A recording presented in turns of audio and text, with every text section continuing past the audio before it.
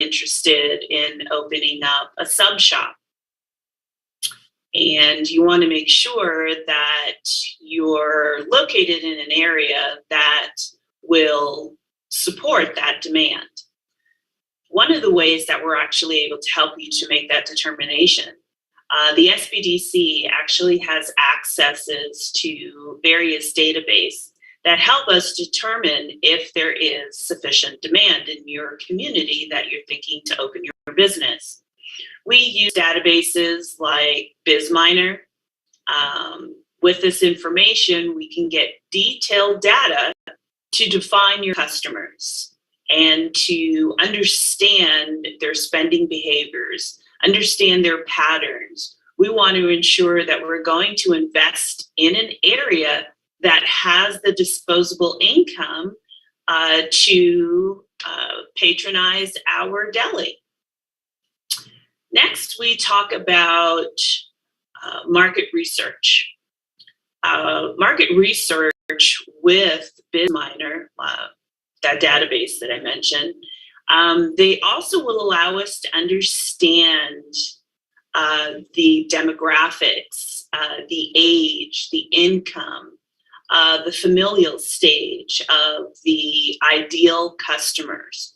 Again, we want to understand their psychographics, which is a fancy way of saying understand their attitudes, their values, their opinions, their interests.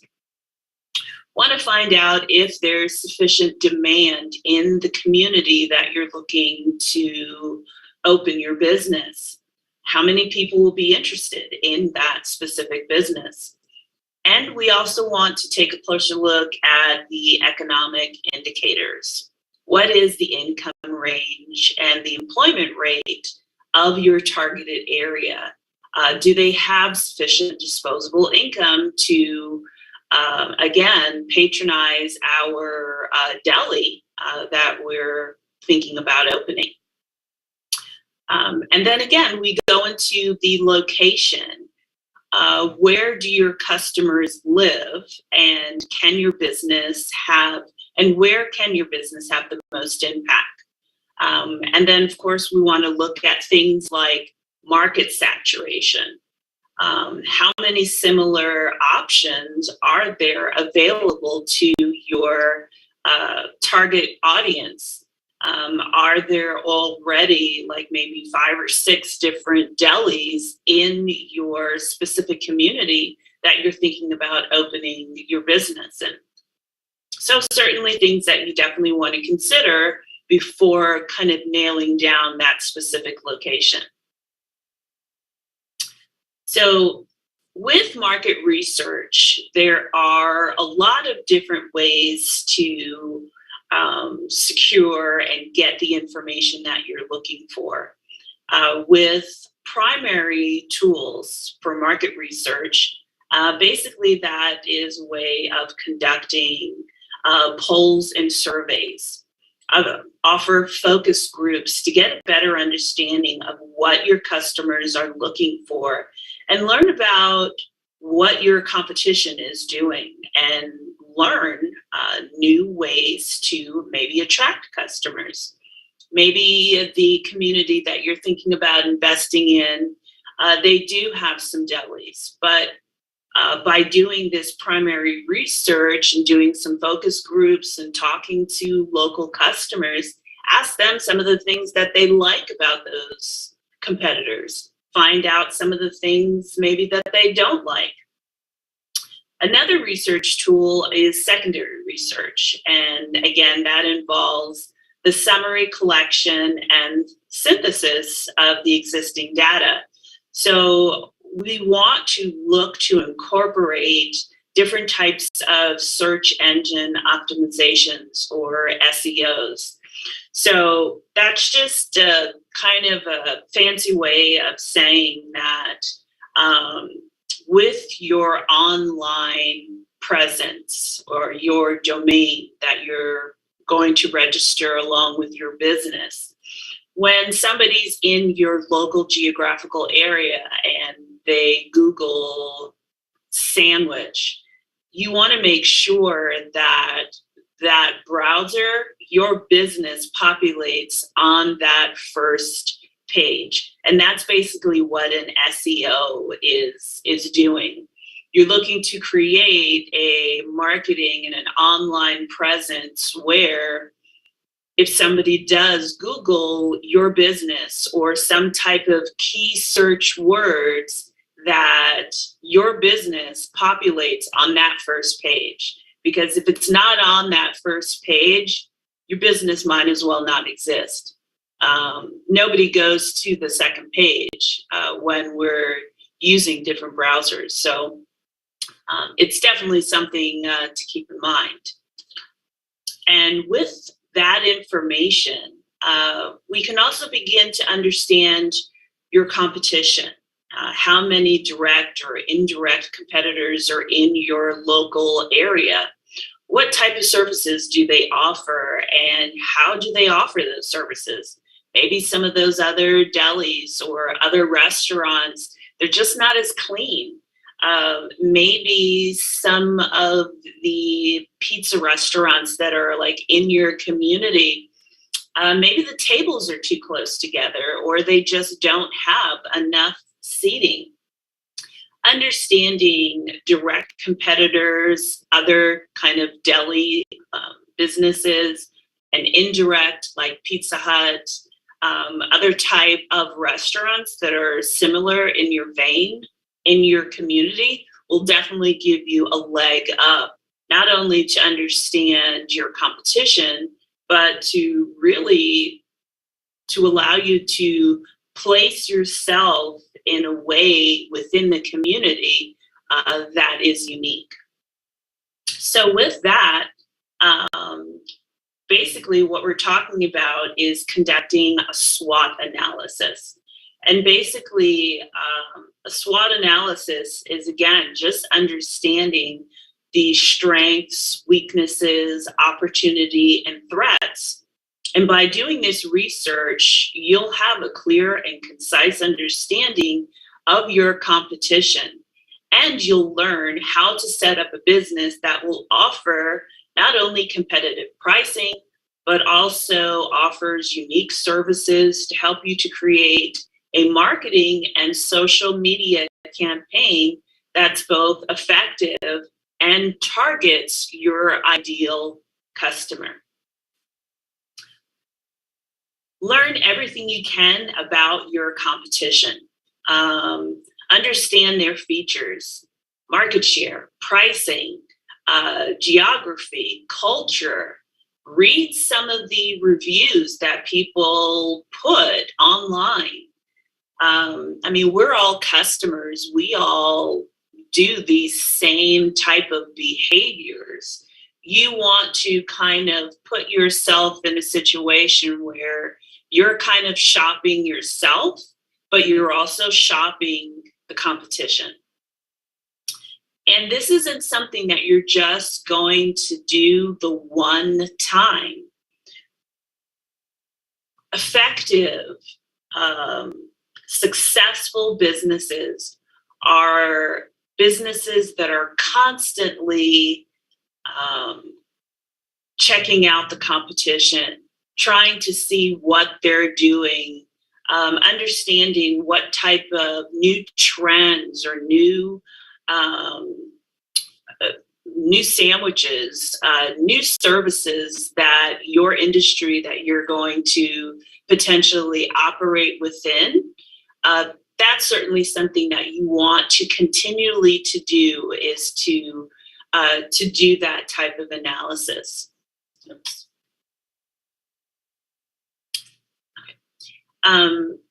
A unique value proposition basically is a statement that clearly tells your potential customer how they will benefit from your business, how your product or your service will address the needs and solve the problems, and what makes your business or what you're offering better than the competition. Again, it goes back to the SWOT analysis that we were just speaking about. Understanding your competition's strengths, weaknesses, opportunities allows you to, again, position your business in a way that will help attract your ideal customer. And at the end of the day, that is pretty much what we're looking to do on a daily basis. So now we're going to talk about your business plan. And I know for a lot of people, sometimes they hear the word business plan and, you start to get some kind of anxiety. But I want you to understand that a business plan is only something, it validates your business and what you're looking to accomplish. A business plan is going to be useful for you because it helps you to make sound business decisions. Your business plan, you'll be able to determine how many kind of sandwiches for our hypothetical business, how many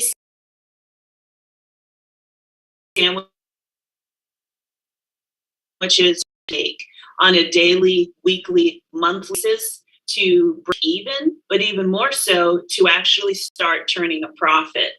Your business plan is actually going to become a living, breathing document that will basically allow you to make your goals, but to also to allow you to make adjustments and to redefine your metrics as well as your goals. So when we were talking about doing your SWOT analysis and analyzing and continually sizing up what your competition is doing and how you're able to set yourself apart from there, here it is in your business plan. This isn't going to be a one-time thing that you're going to do. This, in essence, is going to be, and I know this is corny, your roadmap to success. It's, again, that living, breathing document that validates what you're looking to accomplish. Your business plan will incorporate almost all of the data research that we completed when we did your SWOT analysis. So remember, you already have a strong understanding with your business and industry. Now we actually take all that information that we've gathered and your business plan, and we're going to clearly outline your strengths, your weaknesses, your competitors' weaknesses, the data we collected from databases like BizMiners that we have used to create your sale and marketing plan will also help you to create an ownership and management plan for your business, as well as creating operation plans. So again, like your rent, utility, payroll, supplies, that is also part of what we're going to do within your business plan. So when we actually talk about your business and kind of creating your organization, we want to talk about your business structure. And we need to focus on something that is probably the most important thing. When you are thinking about creating your business structure, you want to find or select the structure that's going to meet the needs of yourself as well as your business that you're looking to create. And the one thing that is most important is you always want to keep liability in mind. And when I say that, so your legal structure, one of the easiest businesses to create is a sole proprietorship. And it's easy because the business is basically you.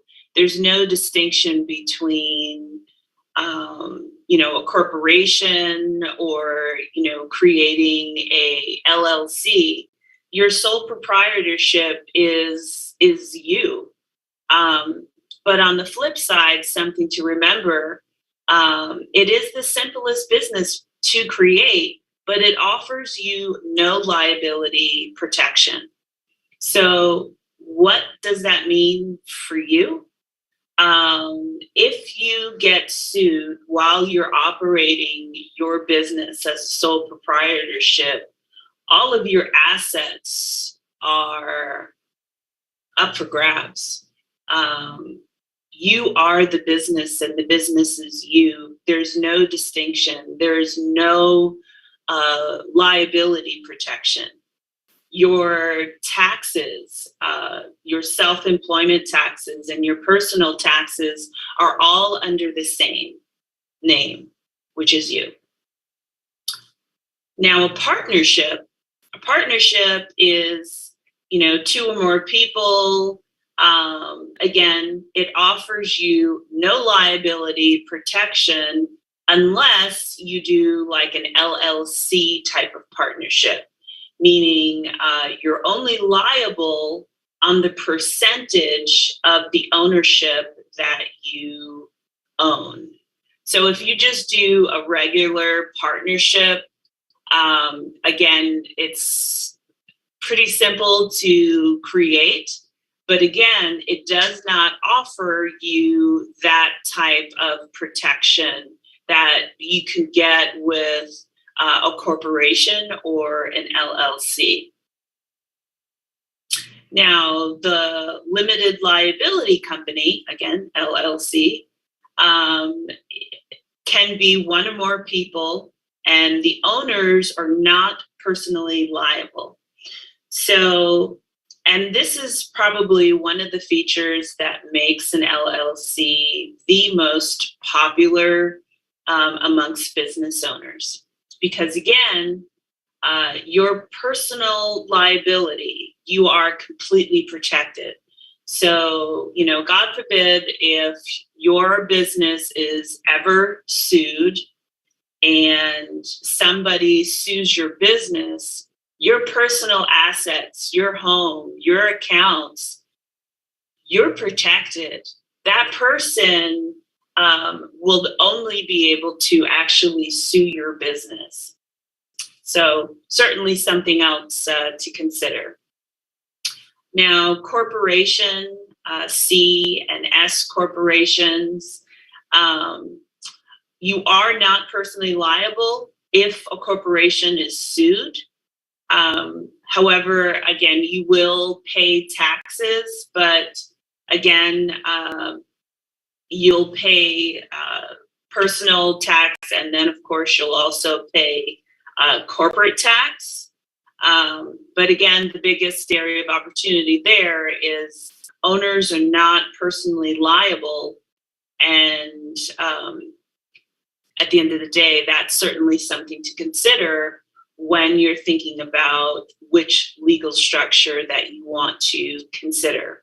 It's not just going to be about the ease of formation, but you want to consider the tax treatment as well as the liability protection and how easy it would be for transfer of ownership.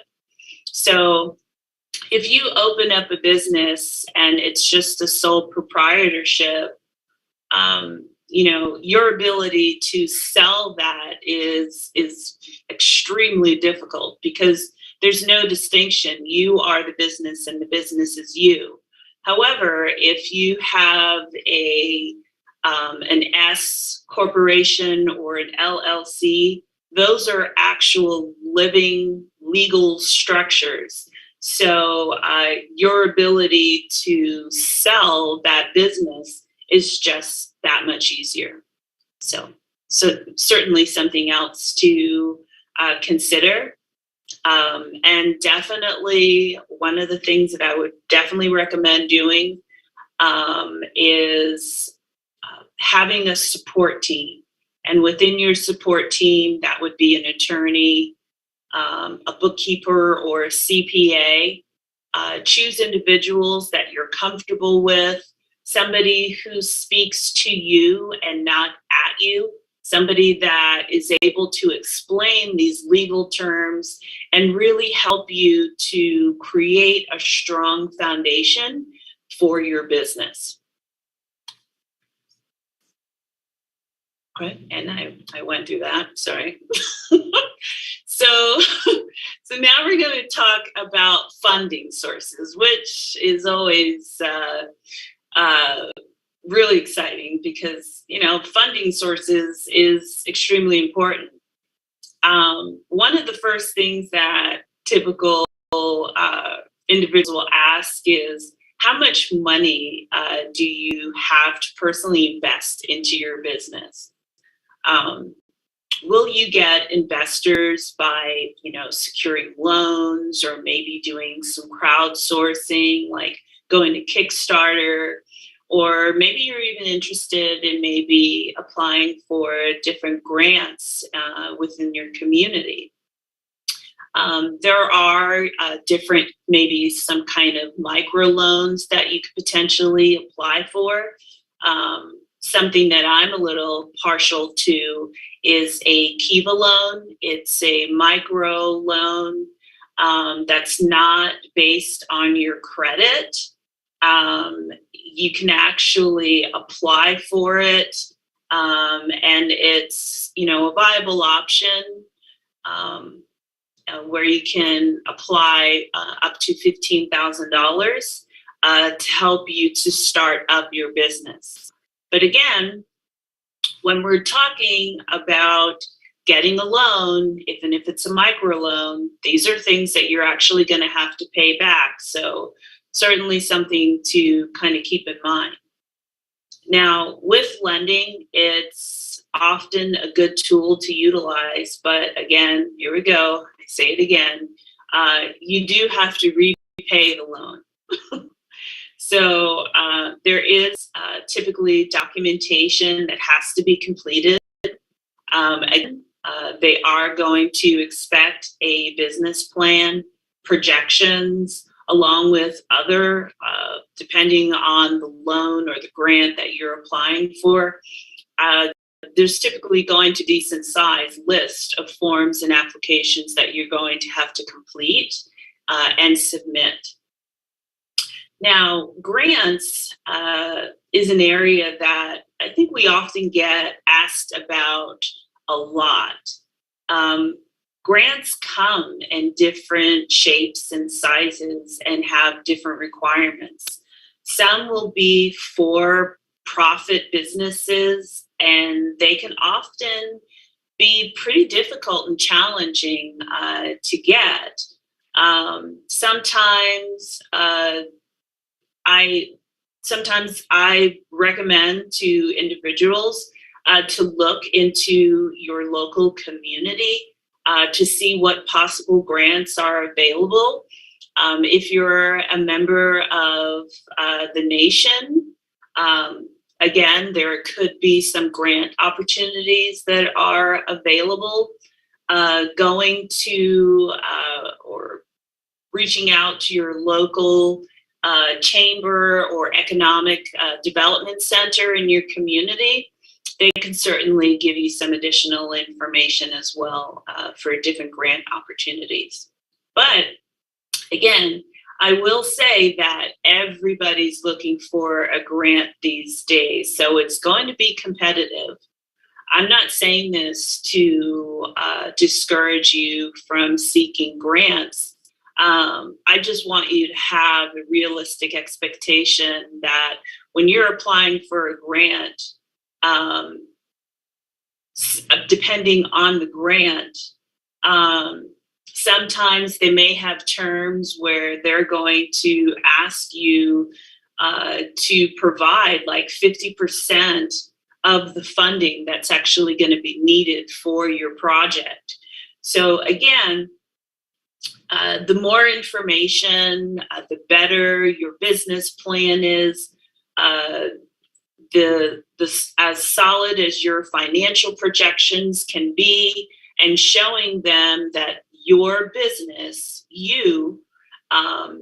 it's a viable investment. Again, it's definitely something to keep in mind. And your business advisor, if you already have one or you're going to get one assigned to you, they will walk you through this process. So don't worry, you're not going to be alone when you're going through this process. Okay. So next thing, we want to talk about business name and registration. This is really an important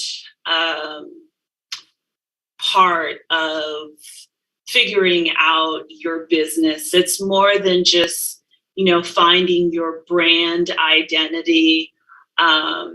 You want to be able to find a name that is going to be a true reflection of your business. But you want to dot your I's and cross your T's, as I always say. So one of the things that you're definitely going to want to do is go to the Oklahoma Secretary of State website. On that website, there's a link where you can check to see if your business name that you've created is available. Something else to consider. I mean, with businesses today, everybody knows that if you're not on social media, if you don't have a strong online presence, you might as well close your doors. I mean, it's just not going to happen. So when you're looking at the Secretary of State's website and you're kind of figuring out if your name is available, also check to see if there's another business that has a similar name. If you're thinking about, I don't know, opening up a Macadoodles or maybe nuts, that's not a good, McDowell's, coming to America, sorry.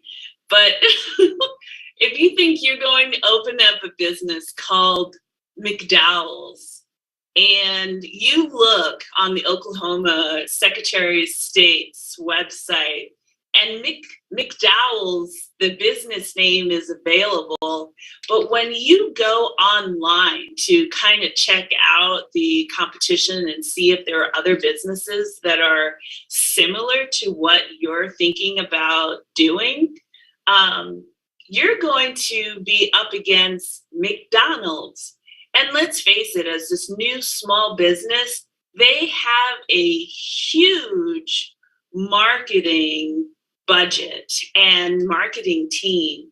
So you want to be sure that you select a business name, again, that is going to be distinctive, that's going to identify with your brand, but something where when people are online and they're looking for the local deli, that they don't mistake and go to another business.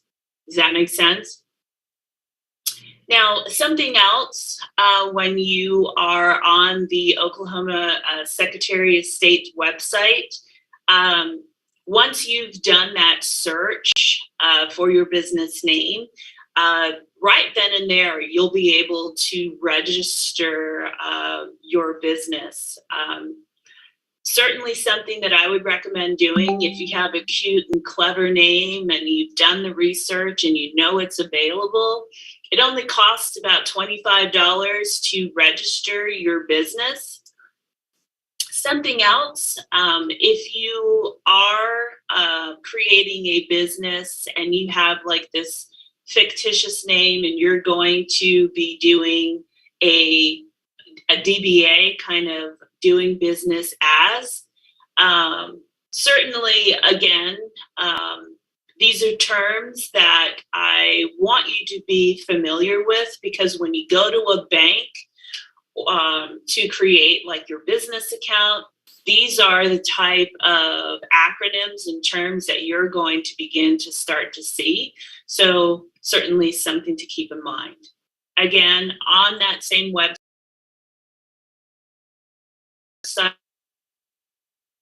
verification number, you'll be able to go onto that and register to get your EIN number.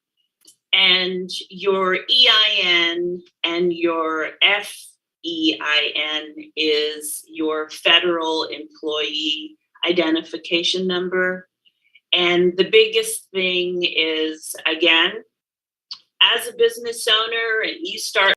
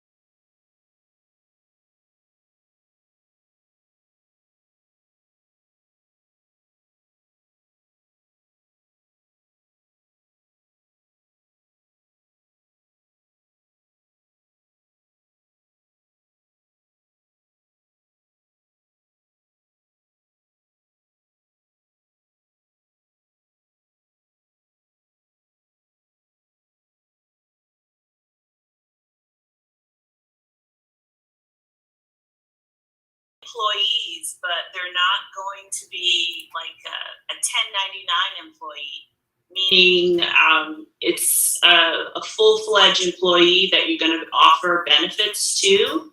These are some of the things that you will have to start to do. In addition to that, with your employees, you will be required to complete and file your W-4 form. Again, your support staff, your bookkeeper, your CPA that will help you file your taxes at the end of the year, they will certainly help you with this. But again, you want to be sure that any new employees that you hire, these are not the 1099 employees. These are your full-fledged employees that work for you full-time, that you're offering benefits potentially to, those sorts of things, that you do register them with the Oklahoma Employee Security Commission for the new hire report. If you are going to employ individuals that are on visas, you want to dot your I's and cross your T's and make sure that you have the correct form on file and it has been submitted to make sure that you don't get any unforeseen surprises from Daddy Warbucks is what I like to call the IRS. So next, the next thing I would recommend doing after you've attended this training, obviously you have a need or you have a business or you have an idea, if you could go to the oksbdc.org website. On that website, you'll be able to see where you can actually request advising. There you'll be able to register, and that's when you will get a business advisor that will be assigned to you. They will assign a business advisor that is within your geographical area. However, if you do have a preference, let's say if you would prefer to work with me or to work with Greg, you can certainly make that request as well. Now, once you register with the Small Business Development Center, your business advisor will contact you and set up a meeting and really just get a clear and concise of your business goals, what you're looking to do, and what are the areas of opportunity that you are both able to identify and create an action plan on how to move forward. So I hope that you all have enjoyed today's workshop. I do hope that you were able to get some valuable information about how to start a business, what type of business structures. Remember tax liability. You want to make sure that you protect yourself, but even more so, reach out to an advisor. Again, we do offer confidential, no-cost advising to help you to accomplish your professional goals. And at this time, we'd like to open it up. You can unmute yourself if you have any questions.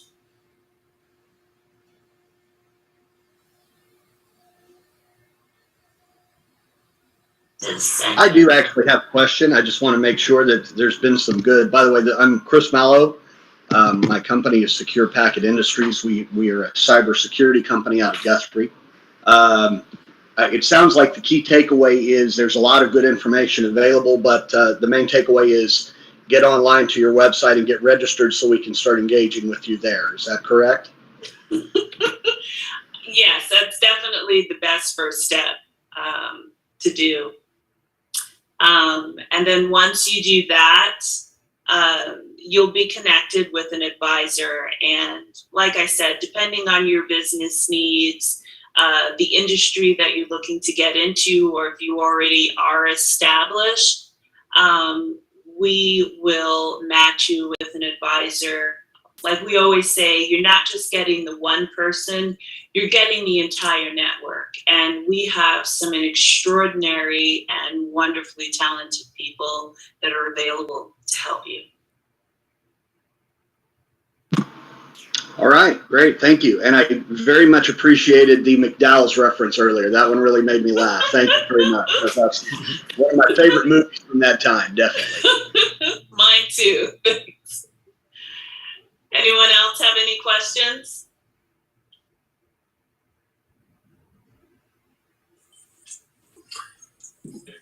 Hi, this is Bill Payton. I have a question for you. We're a plastics manufacturing company in Utah, but because of my connections to the Choctaw tribe, have had some interest in opening a second location for manufacturing in Oklahoma. So is that something we can just work with you? I don't know if we're going to do it, but we want to certainly explore it. So would we be, I assume if I'm in Utah, I should work with Utah, but looking at Oklahoma, can I work with you guys? Absolutely. I mean, we have an SBDC office available, and we're located in all 50 states. If you are thinking about expanding operations here in Oklahoma, you can certainly work with us. Okay. Particularly with the Choctaw Nation, we do have strong relationships within the community, so we will definitely be able to help you and guide you towards your success and your business expansion. Okay, great. Thank you. Does anyone else have any other questions? We just populated or sent you a brief survey. If you could please reply to the survey and tell us how we did, offer any ideas on what we can do to make it better. Again, thank you for attending today's workshop, and I hope to hear from you soon. Have a great day, everyone. Thank you. Thank you, you too.